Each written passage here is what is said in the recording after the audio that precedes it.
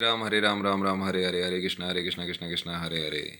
भगवत गीता का पाठ करते रहिए, अर्थात ज्ञान लेते रहिए और जीवन को सुगम, सरल और उद्देश्यपूर्ण बनाते रहिए। जय श्री राम। योग युक्तो विशुद्धात्मा जी विजितात्मा जितेंद्रिय सर्वभूतान भूतात्मा कुर वन्नपि न लिप्यते। अर्थात जो भक्ति भाव से कर्म करता है, जो विशुद्ध आत्मा है और अपने मन तथा इंद्रियों को वश में रखता है, वह सबों को प्रिय होता है और सभी लोग उसे प्रिय होते हैं। ऐसा व्यक्ति कर्म करता हुआ भी कभी नहीं बनता। देखिए क्या कहा जा रहा है, जो भक्ति भाव से कर्म करता है, मतलब कृष्ण भावना व्रत, कृष्ण भावना भावित रहता है, वो जो विशुद्ध आत्मा है, ठीक है, और अपने मन तथा इंद्रियों को वश में रखता है, मन को भी वश में रखता है और इंद्रियों को भी वश में रखता है, वह सभी को प्रिय हो जाता है और सभी लोग उसे प्रिय होते हैं। ऐसा व्यक्ति कर्म करता हुआ भी कभी नहीं बंधता, मतलब भवबंधन उसे बांध नहीं सकता।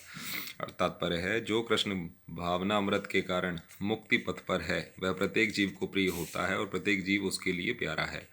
यह कृष्ण भावना अमृत के कारण होता है, ठीक है जी। ऐसा व्यक्ति किसी भी जीव को कृष्ण से पृथक नहीं सोच पाता, जिस प्रकार वृक्ष की पत्तियां तथा टहनियां वृक्ष से भिन्न नहीं होती, ठीक है। वह भली भांति जानता है कि वृक्ष की जड़ में तथा टहनियां वृक्ष से भिन्न नहीं होती। वह भली भांति जानता है कि वृक्ष की जड़ में डाला गया जल समस्त पत्तियों तथा टहनियों में फैल जाता है, अथवा आमाशय को भोजन देने से शक्ति स्वतः पूरे शरीर में फैल जाती है, ठीक है जी। जहाँ कृष्ण भावनामृत में कर्म करने वाला सबों का दास होता है, अतः वह हर एक को प्रिय होता है। चूँकि प्रत्येक व्यक्ति उसके कर्म से प्रसन्न रहता है, अतः उसकी चेतना शुद्ध रहती है। चूँकि उसकी चेतना शुद्ध रहती है, अतः उसका मन पूर्णतया नियंत्रण में रहता है। मन के नियंत्रित होने से उसकी इंद्रियां संयमित रहती हैं। चूँकि उसका मन सदैव कृष्ण में स्थिर रहता है, अतः उसके विचलित होने का प्रश्न ही नहीं उठता। ना ही उसे कृष्ण से संबंध कथाओं के अतिरिक्त अन्य कार्यों में अपनी इंद्रियों को लगाने का अवसर मिलता है। वह कृष्ण कथा के अतिरिक्त और कुछ सुनना नहीं चाहता। वह कृष्ण को अर्पित किए हुए भोजन के अतिरिक्त अन्य कुछ नहीं खाना चाहता और न ऐसे किसी स्थान में जाने की इच्छा रखता है जहाँ कृष्ण संबंधी कार्य ना होते हों। अतः उसकी इंद्रियां वश में रहती हैं। ऐसा व्यक्ति जिसकी इंद्रियां संयमित हों, वह किसी के प्रति अपराध नहीं कर सकता। इस पर कोई यह प्रश्न कर सकता है, तो फिर अर्जुन अन्यों के प्रति युद्ध में आक्रामक क्यों था। देखिए, इस प्रकार का व्यक्ति जो कृष्ण भावनाव्रत में लीन रहता है, उसके बारे में कहा जाए वो किसी प्रकार का अपराध नहीं कर सकता। तो वो प्रश्न उठता है कि फिर अर्जुन अन्यों के प्रति युद्ध में आक्रामक क्यों हो रहा था, क्या वह कृष्ण भावना भावित नहीं था। वस्तुतः अर्जुन ऊपर से ही आक्रामक था, क्योंकि जैसा कि द्वितीय अध्याय में बताया जा चुका है, आत्मा के अवध्य होने के कारण युद्ध भूमि में एकत्र हुए सारे व्यक्ति अपने अपने स्वरूप में जीवित बने रहेंगे। अतः आध्यात्मिक दृष्टि से कुरुक्षेत्र की युद्ध भूमि में कोई मारा नहीं गया। वहां पर स्थित कृष्ण की आज्ञा से केवल उनके वस्त्र बदल दिए गए। अतः अर्जुन कुरुक्षेत्र की युद्ध भूमि में युद्ध करता हुआ भी वस्तुतः युद्ध नहीं कर रहा था। वह तो पूर्ण कृष्ण भावनामृत में कृष्ण के आदेश का पालन मात्र कर रहा था। ऐसा व्यक्ति कभी कर्म बंधन से नहीं बंधता। हरे राम राम राम हरे हरे, हरे कृष्ण कृष्ण कृष्ण कृष्ण कृष्ण हरे हरे। जय सिया राम। नैव किंचित करोमीति युक्तो मन्येत तत्ववितः पश्य शृण्वन् स्म जिन घन शन गच्छ स्वप्न स्वसन्नः प्रलप्नि सृजन ग्रहण तृन्मिश्त्रिमिशन्नपि इंद्रियाणीन्द्रियार्थेषु वर्तन्त इति धारयन्। अर्थात दिव्य भावनामृत युक्त पुरुष देखते, सुनते, स्पर्श करते, सूंघते, खाते, चलते फिरते, सोते तथा श्वास लेते हुए भी अपने अंतर में सदैव यही जानता रहता है कि वास्तव में वह कुछ भी नहीं करता।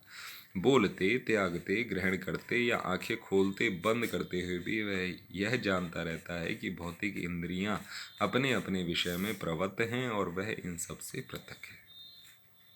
देखिए, दिव्य भावनामृत मतलब कृष्ण भावना भावित युक्त पुरुष देखते हुए, सुनते हुए, स्पर्श करते हुए, सूंघते हुए, खाते हुए, चलते फिरते हुए, सोते हुए और एंड में सांस लेते हुए भी अपने अंतर में सदैव यही जानता रहता है कि वास्तव में वह कुछ भी नहीं करता, ठीक है जी।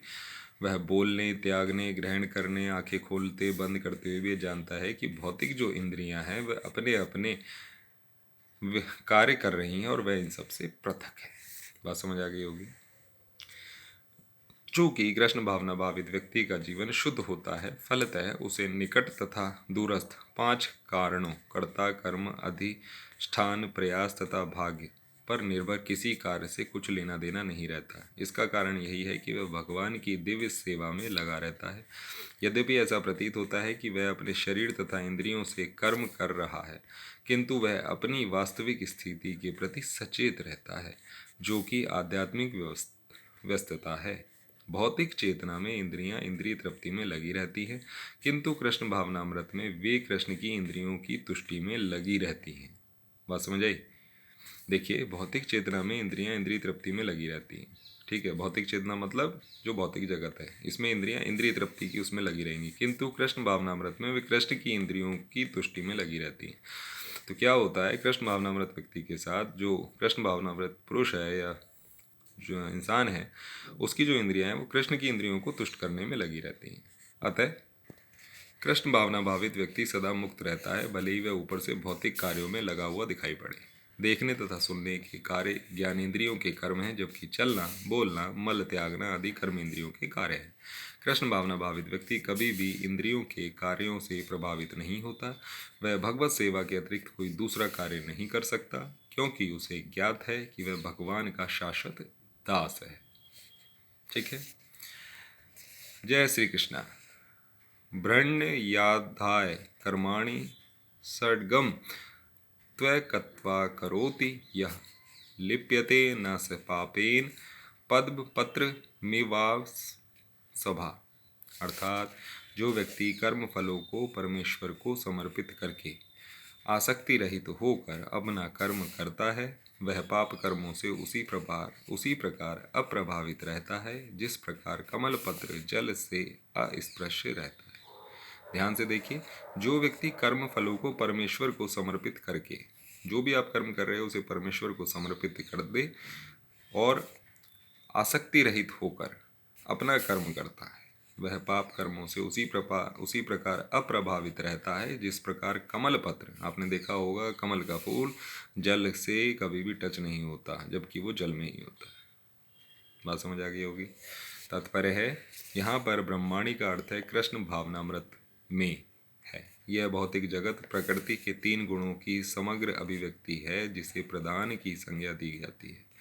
वेद मंत्र सर्वम रेत ब्रह अर्थात मांडूक्य उपनिषद 2 तस्माद एकद ब्रह्म नाम रूप मनम च जायते अर्थात मुंडक उपनिषद तथा भगवत गीता में अर्थात मम योनिर मह द ब्रह से प्रकट है कि जगत की प्रत्येक वस्तु ब्रह्म की अभिव्यक्ति है।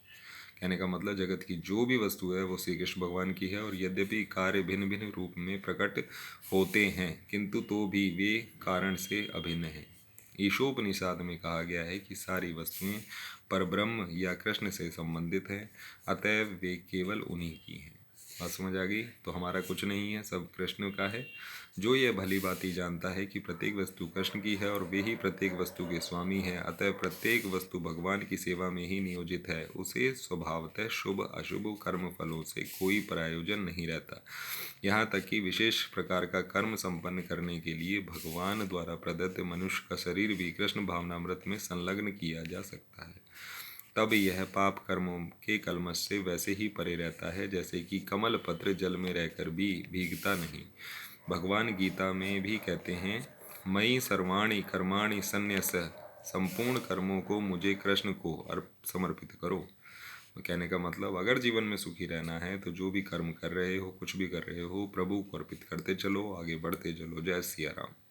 तात्पर्य यह है कि कृष्ण भावना मृत विहीन पुरुष शरीर एवं इंद्रियों को अपना स्वरूप समझकर कर्म करता है, किंतु कृष्ण भावना भावित व्यक्ति यह समझकर कर्म करता है कि वह देह कृष्ण की संपत्ति है, अतः इसे कृष्ण की सेवा में प्रवृत्त होना चाहिए।